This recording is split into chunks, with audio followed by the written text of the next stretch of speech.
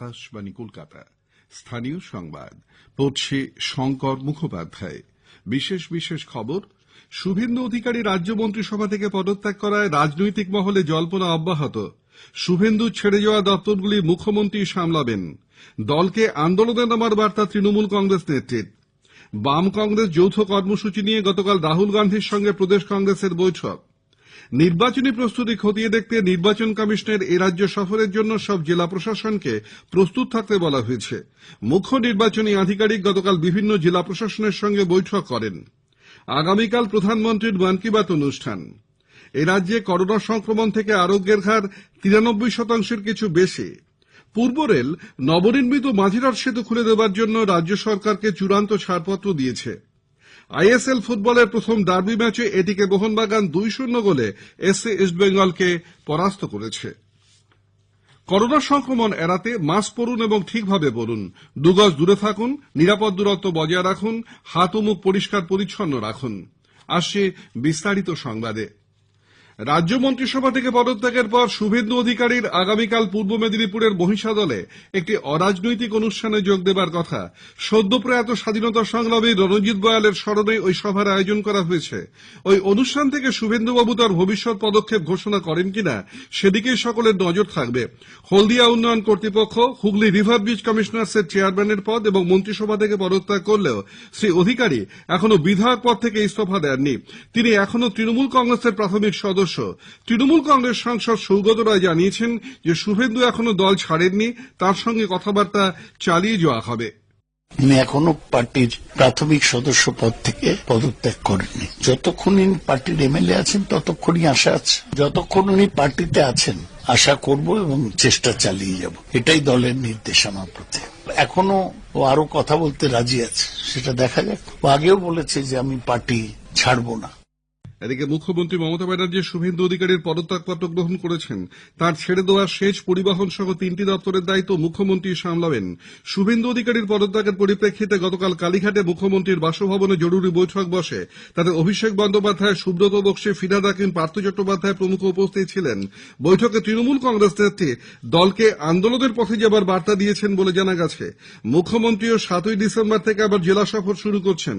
এদিকে বিজেপি শুভেন্দু অধিকারীর পদত্যাগকে স্বাগত জানিয়েছে। দলের রাজ্য সভাপতি দিলীপ ঘোষ বলেছেন যে তৃণমূল কংগ্রেসের শেষের শুরু হয়ে গেছে।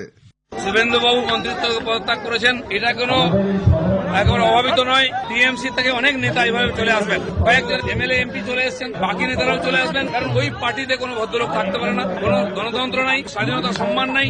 তাই যারা পশ্চিমবাংলার পরিবর্তনের লড়াই করতে চান তারা আসুন, আমরা তাদেরকে যোগ্য সম্মান দেবো। সেই জন্য এটা সূচনা করছে যে টিএমসি শেষে শুরু হয়ে গেছে। বিজেপি সাংসদ লকেট চট্টোপাধ্যায় বলেছেন যে আগামী দিনে যারা মানুষের সঙ্গে কাজ করতে যান তাদের জন্য বিজেপির দরজা খোলা আছে।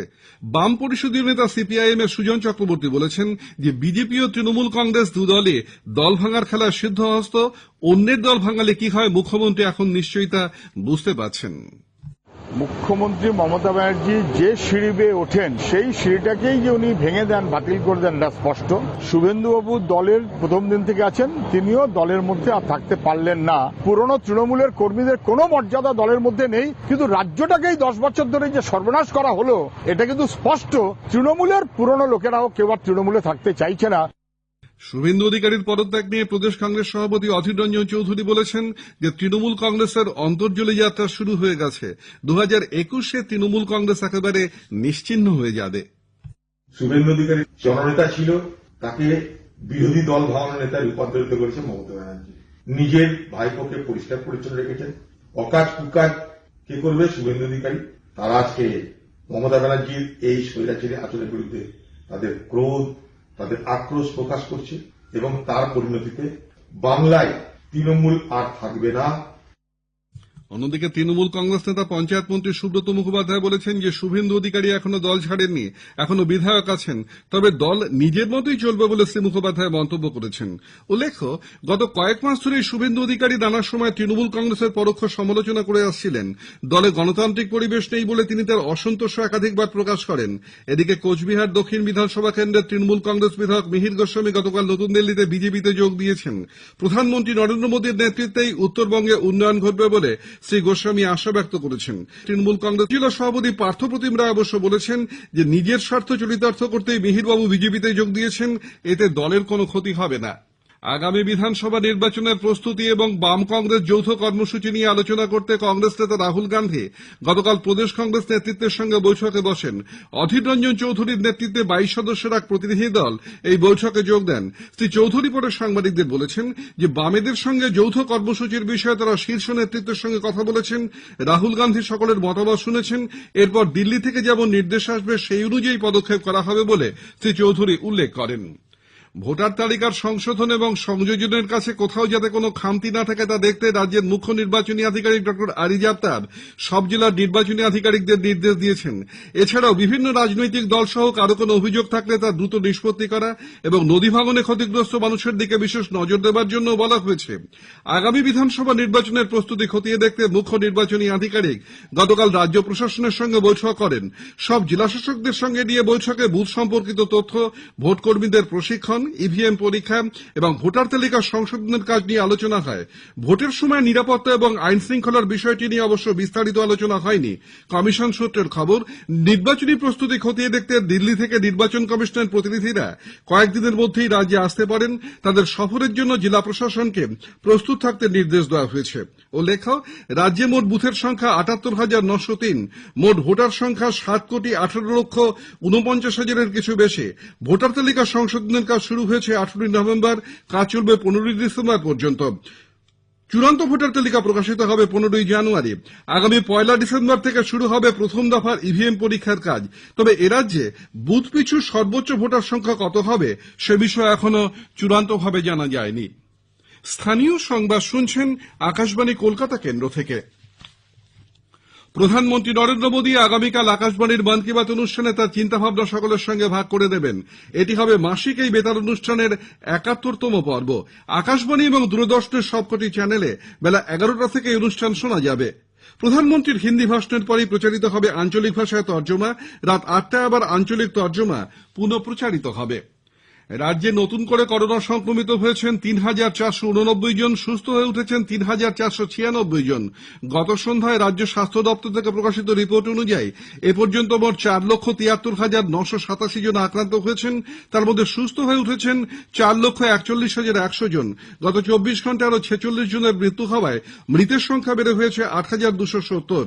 রাজ্যে আরোগ্যের হার ৯৩.০৬%। সংক্রমণ এবং মৃত্যুর নিরিখে রাজ্যের মধ্যে কলকাতায় এগিয়ে। তারপর রয়েছে উত্তর ২৪ পরগনা, দক্ষিণ ২৪ পরগনা এবং হাওড়া জেলা। উত্তরবঙ্গের জেলাগুলির মধ্যে সবচেয়ে বেশি সংক্রমণ দার্জিলিং, জলপাইগুড়ি এবং কোচবিহার জেলায়। রাজ্যে বর্তমানে করোনা সংক্রমণ নিয়ে চিকিৎসাধীন ২৪,৬১৭ জন। পূর্ব রেল মাঝেরহাট সেতু খুলে দেওয়ার জন্য রাজ্য সরকারকে চূড়ান্ত ছাড়পত্র দিয়েছে। এই ছাড়পত্র দিতে রেলের তরফে কোনো গাফিলতি করা হয়নি বলে গতকাল এক টুইট বার্তায় উল্লেখ করা হয়েছে। রেল এখনো চূড়ান্ত ছাড়পত্র না দেওয়ায় মাঝেরহাট ব্রিজ চালু করা সম্ভব হচ্ছে না বলে রাজ্য সরকারের তরফে বৃহস্পতিবার জানানো হয়। অন্যদিকে রেল রাজ্যের কাছ থেকে এখনো কোনো ছাড়পত্র পায়নি বলে জানিয়েছিল। সেই প্রেক্ষিতেই গতকাল পূর্ত দপ্তর থেকে রেলকে মাঝেরহাট ব্রিজের ছাড়পত্র দিয়ে চিঠি দেওয়া হয়। এই চিঠি হাতে পাওয়ার পরই রেলের তরফে রাজ্যকে চূড়ান্ত ছাড়পত্র দেওয়া হয়েছে। রাস্তা নির্মাণের জেরে প্রবল ধুলা ওড়ার প্রতিবাদে নিউ জলপাইগুড়ি ঘোষপুকুরে স্থানীয় মহিলারা গতকাল পথ অবরোধ করে বিক্ষোভ দেখান। গাথামবাড়ি থেকে ফুলবাড়ি পর্যন্ত এলাকা জুড়ে প্রবল ধুলায় মারাত্মক পরিবেশ দূষণ হচ্ছে বলে তাদের অভিযোগ। টালা ট্যাঙ্কের পাইপের ফাটল মেরামতির জন্য আজ দুপুর থেকে আগামীকাল উত্তর এবং মধ্য কলকাতার বিস্তীর্ণ অংশের জল সরবরাহ বন্ধ থাকবে। পুরসভা সূত্রে খবর জানা গেছে। এটিকে Mohun Bagan Indian super league ISL ফুটবলের প্রথম ডার্বি ম্যাচে এসসি ইস্টবেঙ্গলকে ২-০ গোলে হারিয়ে দিয়েছে। গতকাল গোয়ার তিলক ময়দানে এই ম্যাচের প্রথমার্ধে এসসি ইস্টবেঙ্গলের প্রাধান্য থাকলেও বিরতির পর এটিকে মোহনবাগানের আক্রমণের চাপ বাড়ে। ৪৯ মিনিটে রয় কৃষ্ণের দেওয়া গোলে সবুজ বেলুন ব্রিগেড ১-০ গোলে এগিয়ে যায়। ৮৫ মিনিটে মনবীর সিং ব্যবধান বাড়িয়ে ২-০ করেন। এটিকে মোহনবাগান পরপর দুটি ম্যাচে জিতে ৬ পয়েন্ট নিয়ে লীগ তালিকার শীর্ষে উঠে আসলো। আইএসএল এর ডার্বির উত্তেজনা দেশ কাটতে না কাটতেই আজ ইডেনে বেঙ্গল টি-20 চ্যালেঞ্জ ক্রিকেটে মোহনবাগান ইস্টবেঙ্গলের মুখোমুখি হবে। খেলা শুরু হবে বিকেল ৪টে। পূর্ব বর্ধমানের ভাতারের মুরারিপুকুরে একটি ভাটিতে খানা দিয়ে পুলিশ গতকাল প্রচুর পরিমাণে চোলাই এবং চোলাই তৈরির উপকরণ বাজেয়াপ্ত করেছে। গ্রেপ্তার করা হয়েছে ৪ জনকে। পশ্চিম বর্ধমানের বুদবুদের কসবায় এক নাবালিকাকে ধর্ষণের অভিযোগ উঠল এলাকারই এক যুবকের বিরুদ্ধে। মনোহর ঘোষ নামে এই যুবককে গ্রেপ্তার করা হয়েছে। তাকে ৫ দিনের পুলিশ হেফাজতেও পাঠানো হয়েছে। শেষ করার আগে স্থানীয় সংবাদের বিশেষ কিছু অংশ আরেকবার। শুভেন্দু অধিকারী রাজ্য মন্ত্রিসভা থেকে পদত্যাগ করা রাজনৈতিক মহলে জল্পনা অব্যাহত। শুভেন্দু ছেড়ে যাওয়া দপ্তরগুলি মুখ্যমন্ত্রী সামলাবেন। দলকে আন্দোলনে নামার বার্তা তৃণমূল কংগ্রেস নেত্রীর। নির্বাচনী প্রস্তুতি খতিয়ে দেখতে নির্বাচন কমিশনের রাজ্য সফরের জন্য সব জেলা প্রশাসনকে প্রস্তুত থাকতে বলা হয়েছে। আগামীকাল প্রধানমন্ত্রীর মন কি বাত অনুষ্ঠান।